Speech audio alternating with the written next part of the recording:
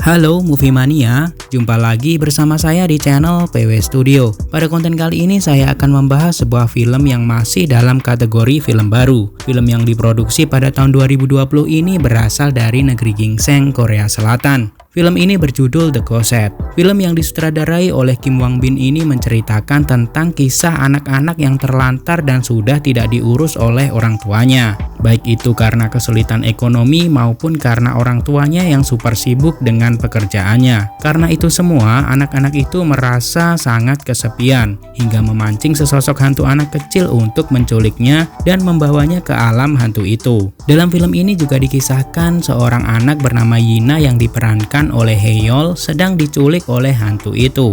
Ayahnya bernama Sangwon yang diperankan oleh Ha Jung-woo berusaha menyelamatkan anaknya dari hantu itu. Mampukah dia membawa anaknya untuk kembali pulang ke dunianya? Penasaran dengan ceritanya? Baiklah, mari kita bersiap, duduk yang manis, posisikan cemilanmu dan kita gaskan ke alur ceritanya.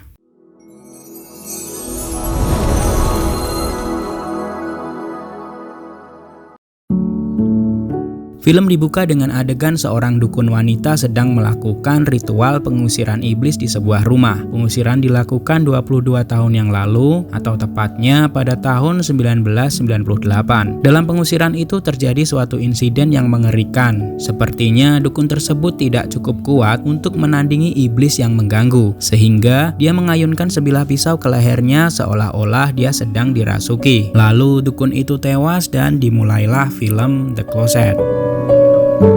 Scene berlanjut di sebuah mobil. Di sana ada seorang anak bernama Yina dan ayahnya yang bernama Songwon sedang dalam perjalanan untuk pindah rumah. Yina nampak tak terlalu senang dengan perpindahannya itu. Tiba-tiba Sangwon menghentikan laju mobilnya. Ternyata ada bangkai seekor rusa yang tergeletak menutupi jalan. Saat Sangwon mengecek bangkai itu, Yina tiba-tiba keluar dari mobil dan berlari masuk ke hutan. Anehnya, ketika Sangwon menemukan Yina, dia sudah berada di depan rumah barunya. Tak lama kemudian mereka sudah berada di dalam rumah. Ketika Sangwon menata barang bawaannya, matanya tiba-tiba tertuju keluar jendela. Lalu tiba-tiba seekor burung gagak datang menabrak kaca jendelanya hingga retak dan ada noda darah di sana. Yang karena kaca pecah itu membawa Sangwon kembali keingatan pedihnya ketika kehilangan istrinya. Istrinya tewas dalam kecelakaan yang dia alami bersama Yina juga. Namun naas, istrinya tidak terselamatkan waktu itu. Pada adegan berikutnya, terlihat situasi mengharukan di mana Yina sedang menonton video ketika dia dan ibunya merayakan ulang tahunnya. Namun tiba-tiba ada suara seperti mengetuk dari dalam sebuah lemari di kamarnya. Yina membuka lemari itu dan menyibakkan baju-baju yang ada di dalam lemari itu. Dia tidak menemukan apa-apa, tapi tiba-tiba sesosok mengerikan muncul di belakangnya. Perlahan dia menoleh dan dia berteriak dengan sangat kencang hingga membuat ayahnya terkejut. Namun ketika Sangwon mengecek ke kamar Yina, Yina terlihat sangat aneh. Dia terus saja tersenyum ke arah ayahnya sambil membawa boneka yang wujudnya agak creepy. Padahal sebelumnya untuk bicara dengan ayahnya pun Yina nampak malas. Keesokan harinya, keanehan Yina pun terus berlanjut. Dia yang biasanya susah makan nampak sangat lahap ketika sarapan. Yina bersemangat menghabiskan makanannya dan meminta izin ke ayahnya untuk kembali bermain di kamarnya. Tiba-tiba, Yina memeluk ayahnya dari belakang dan mengatakan jika dia sangat bahagia di rumah itu. Dia mendapatkan teman baru di sana. Sangwon terlihat agak khawatir dengan hal itu. Di adegan berikutnya, Sangwon sudah ada di sebuah proyek. Dia adalah seorang arsitek. Rekan kerjanya mendesak dia untuk segera pergi menyelesaikan sebuah proyek museum yang letaknya cukup jauh dari rumahnya hingga membuat dia harus tinggal di proyek itu selama 2 bulan. Sangwon terlihat agak keberatan karena dia harus meninggalkan Yina yang baru genap sebulan ditinggal oleh ibunya. Tapi mau tidak mau dia harus mencari pengasuh dan pergi ke proyek itu. Singkat cerita, Sangwon membicarakan tentang proyek itu kepada Yina. Yina sebenarnya ingin ikut bersama ayahnya. Namun karena itu adalah sebuah proyek, Sangwon tidak mengizinkannya. Proyek sangatlah berbahaya untuk anak-anak. Lalu Yina terlihat begitu marah kepada ayahnya. Singkat waktu malam pun tiba. Ketika Sangwon sedang bekerja, dia mendengar suara biola yang amat kencang dari kamar Yina. Dia bergegas menuju ke sana untuk mengecek Yina yang harusnya sudah tidur. Tapi ketika dia membuka pintu kamar, Yina ternyata memang sudah terlelap di ranjangnya. Ketika akan pergi, dia melihat lemari di kamar Yina terbuka dengan dengan sendirinya. Lalu dia mencoba mengeceknya. Tiba-tiba, sesosok dukun yang kita lihat pada awal video tadi muncul. Dan ternyata Sangwon hanya bermimpi. Keesokan harinya, Yina menghampiri Sangwon yang mau pergi. Yina saat itu semakin aneh. Dia berbicara layaknya orang dewasa. Yina marah kepada ayahnya karena akan ditinggalkan. Lalu dia mengatakan sesuatu yang agak mengesalkan Sangwon. Dan ketika Sangwon memegang Yina, Yina berteriak meminta dilepaskan. Tapi yang aneh pada teriakan Yina yang terakhir terdengar suara seperti monster berteriak. Sangwon pun melepaskan Yina karena terkejut. Tak lama bel rumah berbunyi. Ternyata pengasuhnya sudah datang. Pengasuh itu sepertinya seorang pencuri karena dia membobol isi kamar Sangwon dan mengambil perhiasan istrinya. Lalu tiba-tiba dia mendengar suara teriakan dan sesuatu yang pecah dari kamar Yina. Pembantu itu nampak kesal karena Yina tak mau makan masakan apapun darinya. Dan bahkan Yina nampak mengerjainya. Lalu pembantu itu pun meninggalkan rumah Sangwon meski dia sudah mendapatkan bayaran. Sangwon pun mendapat telepon dari penyalur jasa asisten rumah tangganya untuk segera pulang karena pembantunya sudah mengundurkan diri. Meski dia nampak sangat kecewa dan marah, mau tak mau dia harus pulang karena Yina sendirian di rumah. Di sisi lain, Yina nampak berdiri di depan lemari dan mengatakan jika dia ingin diajak. Entah diajak kemana, tapi yang jelas pintu lemari itu terbuka dan ada yang menjawab dari dalam. Suara itu mengajak Yina untuk masuk. Lalu Yina pun ditarik ke dalam dan menghilang. 1 bulan sudah berlalu, Sangwon masih tetap giat menyebar poster dan memasang spanduk untuk bisa menemukan Yina. Dia bahkan mendatangi kantor polisi berkali-kali dan juga sampai membuat sebuah iklan di televisi. Dia nampak sangat putus asa karena hilangnya Yina. Tak sampai di situ, dari info di televisi maupun komentar netizen di internet terlihat seperti memojokkan Sangwon dan mencurigai bahwa Sangwonlah pelaku yang tega menghabisi anaknya. Pada scene berikutnya, Sangwon yang rindu Yina datang ke kamarnya. Dia melihat-lihat kamar itu dan menemukan sebuah buku. Di dalamnya, Yina menggambar sosok aneh dan juga sebuah lemari. Pandangan Sangwon tertuju pada lemari yang ada di kamar Yina itu. Tak berapa lama, seseorang datang. Ternyata dia adalah petugas perawatan internet. Kebetulan saat itu internet rumah Sangwon sedang rusak. Tapi petugas itu nampak aneh dengan alatnya. Alat yang dia pakai seperti bukan untuk alat untuk mengecek kerusakan internet. Tapi petugas itu menemukan sesuatu. Dia bergegas menuju ke kamar Yina karena alat yang dia bawa menunjukkan tegangan yang amat kuat dari kamar Yina. Alatnya pun berkedip-kedip ketika diarahkan ke lemari. Adegan berpindah ke depan rumah. Ada seorang petugas internet yang datang. Ternyata petugas yang datang sebelumnya adalah petugas palsu dan petugas yang asli menemukan jika ada yang sengaja memotong kabel internetnya. Lalu Sangwon pun menyeret petugas gadungan itu keluar dari rumahnya. Petugas itu bernama Kyung Hun. Tiba-tiba Hun membahas Yina. Dia mengatakan hal-hal yang sama persis dengan yang dialami Yina sebelum Yina menghilang. Dan gak lama, dia mengeluarkan kartu nama aslinya yang bertuliskan jika dia adalah seorang pengusir setan. Kyung Hun mengatakan jika ada banyak anak yang hilang secara misterius sejak tahun 1998 dan dia sudah menyelidikinya selama 10 tahun.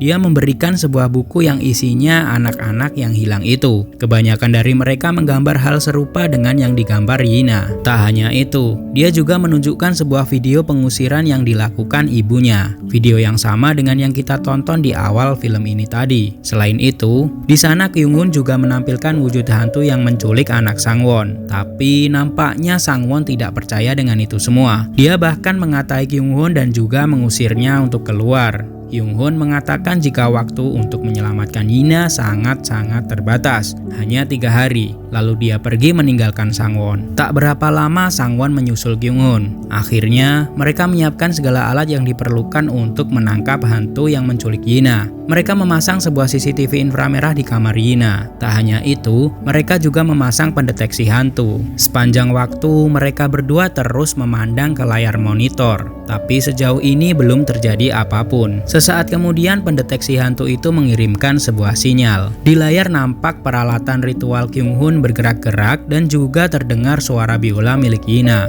Lalu tiba-tiba pintu lemari yang sebelumnya terbuka menutup dengan sendirinya dan lilin-lilin yang ada di nampan semuanya mati. Setelah itu tidak terjadi apa-apa lagi hingga mereka harus menunggu lagi. Ketika Kyung Hoon sudah terlelap, salah satu kamera tiba-tiba mati. Sangwon yang gagal membangunkan Kyung Hoon mencoba untuk memperbaikinya sendiri. Tapi dari dalam kamar Yina dia mendengar suara Yina memanggilnya. Lalu dia membuka pintu kamar itu yang sudah disegel dengan jimat. Tak hanya itu, Sangwon juga mencoba membuka pintu lemari. Tiba-tiba pintu kamar tertutup dengan sendirinya dan lampu pendeteksi kehadiran hantu mulai menyala-nyala. Banyak hantu anak kecil mulai bermunculan di kamar itu. Bahkan hantu itu sampai menyerang Sangwon. Untungnya Kyung Hoon sudah terbangun dan membimbing Sangwon dari kejauhan. Hantu-hantu yang ada di kamar itu tidak akan mengenali keberadaan Sangwon jika dia menutup matanya. Maka dari itu, Kyung Hoon membimbing Sangwon untuk merayap keluar dari kamar itu. Suasana tampak sangat menegangkan. Tiba-tiba, kamera yang ada di kamar itu mati satu persatu. Tak hanya itu, radio yang mereka pakai untuk berkomunikasi juga ikutan rusak. Ketika Kyung Hoon bergegas menolong Sangwon, tiba-tiba hantu gadis kecil itu muncul. Hantu itu melemparkan Kyung Hoon, lalu Kyung Hoon membalas dengan melemparkan sebuah belati ke arah hantu itu. Namun, belati itu hanya tertahan di depan wajah si hantu. Kemudian Kyung Hoon membacakan mantra, tapi belati itu jatuh ke lantai. Dan saat itu juga, dia mendapat gambaran siapa sebenarnya hantu kecil itu. Dia adalah Cho Myung Jin. Dengan kekuatannya, hantu itu mencekik leher Kyung Hoon ke atas. Lalu, tiba-tiba Sangwon datang mencoba menyelamatkan Kyung Hoon. Namun ketika pintu terbuka, dia sudah terluka parah dengan belati tadi menancap di dadanya. Pada scene berikutnya, Sangwon terlihat mencari tahu tentang Cho Myung Jin. Dia mencari kesana kemari untuk mendapatkan informasi tentang Myung Jin. Lalu dia mendapatkan informasi jika ayah Myung Jin tinggal di tengah hutan. Kemudian dia bergegas pergi ke tempat itu. Di sisi lain, Kyung Hoon yang sedang dirawat di rumah sakit mengalami kejang-kejang. Dan tiba-tiba dia terbangun dengan sendirinya. Padahal sebelumnya dia sedang kritis. Adegan berlanjut di sebuah rumah di tengah hutan, rumah ayah Myung Jin. Di sana Sangwon berkeliling mencari penghuni rumah itu. Tibalah dia di sebuah ruangan tempat ayah Myung Jin berada. Sangwon terus memberondongi ayah Myung Jin dengan pertanyaan-pertanyaannya seputar Myung Jin. Namun, ayah Myung Jin terlihat seperti ingin melupakan segala hal tentang putrinya. Maka dari itu, dia tidak mau menjawab pertanyaan-pertanyaan Sangwon. Lalu, Sangwon menunjukkan boneka yang kemungkinan milik Myung Jin. Tiba-tiba, sang ayah terkejut dan mengambil celurit sambil merebut boneka itu. Dia membawa boneka itu ke sebuah ruangan sambil mengatakan jika dia tidak ingin mati. Dia mencoba membakar bonekanya, dan bonekanya terbakar begitu saja dengan tidak wajar. Lalu, tiba-tiba pintu lemari yang ada di belakangnya terbuka. Terdengar sayut-sayut suara Myung Jin memanggil ayahnya, dan dia terlempar ke sana kemari dengan sangat keras.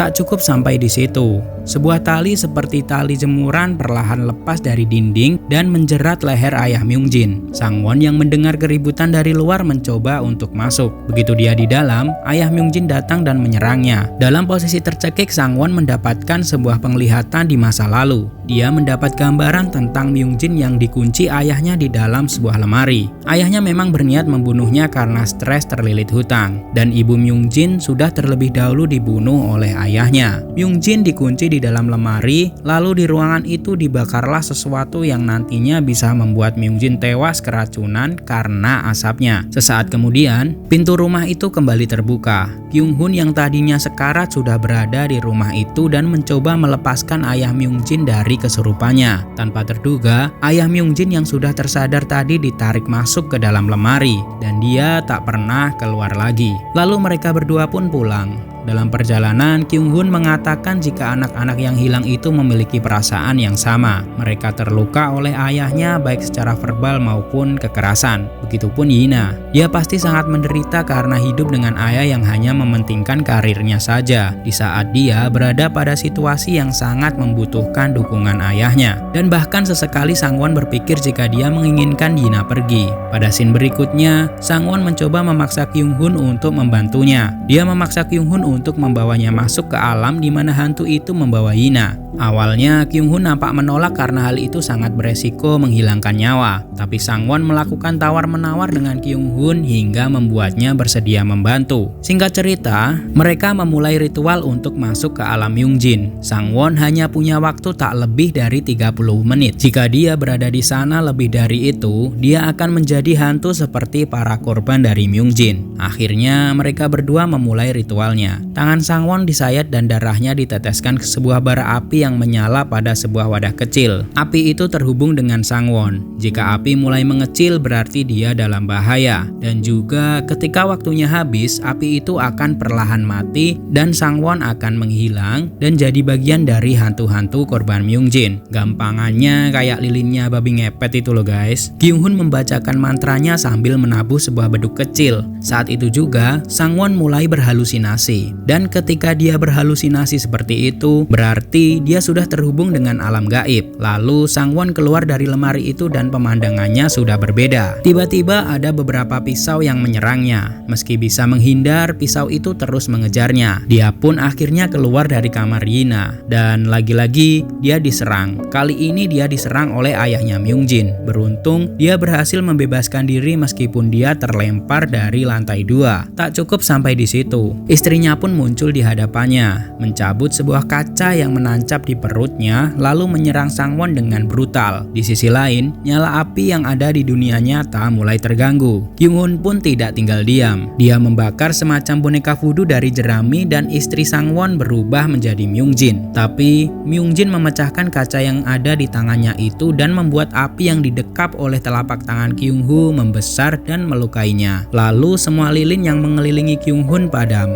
Hanya bersisa bara api Sang-won yang ada di tengah lilin itu. Pintu lemarinya pun bergerak-gerak seperti ada yang berusaha membukanya. Dan ternyata benar, ada segerombol hantu yang mencoba keluar dari sana. Kyung-hun pun mencoba menahan pintu itu. Di sisi lain, Sang-won berada di sebuah taman bermain. Di sana banyak anak-anak kecil yang sedang bermain dengan gembira. Tapi ketika Sang-won memanggil Yina, tiba-tiba semua anak kecil itu melihat ke arahnya dan raut wajah mereka berubah jadi menyeramkan. Anak-anak itu menyerang Sang-won satu persatu. Dia melihat bayangan Yina yang sedang bermain biola. Lalu dia berlari menghampirinya. Dan yang terjadi, sebuah truk melaju sangat kencang dan menabrak mereka berdua. Seketika itu juga, mereka berdua terkapar di atas tanah. Myung-jin muncul di hadapan Sang-won. Dia menanyakan kenapa Sang-won ada di sana. Sedangkan menurut dia, sebelumnya Sang-won berusaha membuang Yina. Sekedar informasi guys, Sang-won berniat membawa Yina ke sebuah camp seni. Kalau di tempat kita mungkin semacam sekolah seni yang ada asramanya. Dia merasa tidak bisa menjaga Yina karena kesibukannya. Tubuh Yina terangkat ke atas. Sang-won memohon ke Myung-jin untuk melepaskan Yina. Dia mencoba bernego dengan membahas masa lalu Myung-jin. Tapi Myung-jin marah dan berteriak. Dia mencekik leher Sang-won dan melemparkannya ke sebuah pohon.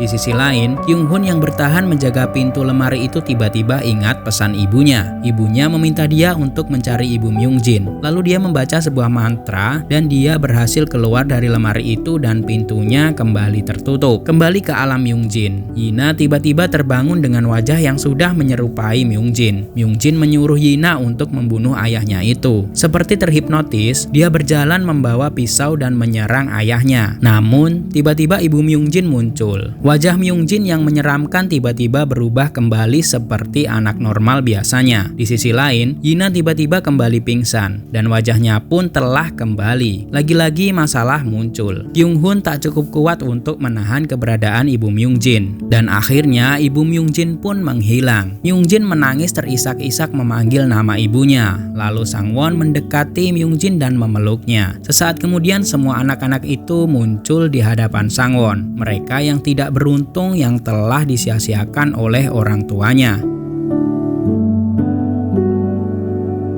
Kemudian Myung-jin dan anak-anak itu tiba-tiba menghilang. Seketika itu juga Sang-won bergegas membawa Yina keluar dari tempat itu. Kyung-hun terus membimbing Sang-won untuk kembali dengan suara beduk kecilnya tadi. Akhirnya Sang-won menemukan sebuah cahaya dan ketika dia menembusnya, dia sudah berada di rumah. Mereka berhasil kembali dengan selamat. Saat Kyung-hun menutup pintu lemari itu, dia melihat Myung-jin sudah terlihat bahagia berjalan bersama ibunya di alamnya itu. Pada adegan terakhir ditampilkan kehidupan Yina dan ayahnya yang sudah normal. Kala itu Sangwon dan Kyung-hun menjemput Yina di sekolah. Semua sudah baik-baik saja. Akan tetapi ketika mereka pergi, di sebuah gang kecil di depan sekolah ada sebuah lemari, dan di depan lemari itu ada seorang anak kecil. Lalu anak itu menoleh dan berakhirlah sudah petualangan Sangwon yang mencari anaknya di film The Closet. Film ini memiliki alur yang cukup unik. Selain membawa penonton ke jumpscare yang tak terduga datangnya, film ini juga membawa hati penonton menjadi merasa haru dan iba karena kisah anak-anak yang ada di dalamnya. Betapa malang anak-anak yang ditinggalkan orang tuanya. Lebih mengenaskan lagi, ada anak yang sudah tidak diinginkan oleh orang tuanya. Secara keseluruhan, film ini masuk ke kategori film yang bagus dan recommended untuk ditonton secara utuh. Ceritanya yang mudah dicerna, alurnya yang runtut, dan juga bumbu-bumbu jumpscare yang tidak berlebihan membuat saya yakin jika film ini pasti diminati banyak orang. Baiklah, cukup sekian konten kali ini, tapi sebelum saya tutup, saya mau ingatkan ke teman-teman semua, jangan lupa subscribe ya jika kalian suka dengan konten-konten di channel ini, agar kalian tidak ketinggalan update terbaru alur cerita film dari PW Studio. Dan juga berikan like dan juga komentar kalian ya, baik tentang filmnya maupun masukan-masukan tentang cara penyampaian kontennya, agar konten yang saya sampaikan semakin berkualitas dan enak untuk didengar teman-teman semua. Saya ucapkan terima kasih banyak untuk teman-teman yang sudah subscribe dan juga sudah nonton konten ini hingga akhir. Dan akhirnya, wassalamualaikum warahmatullahi wabarakatuh dan sampai jumpa di konten berikutnya. See you guys, bye.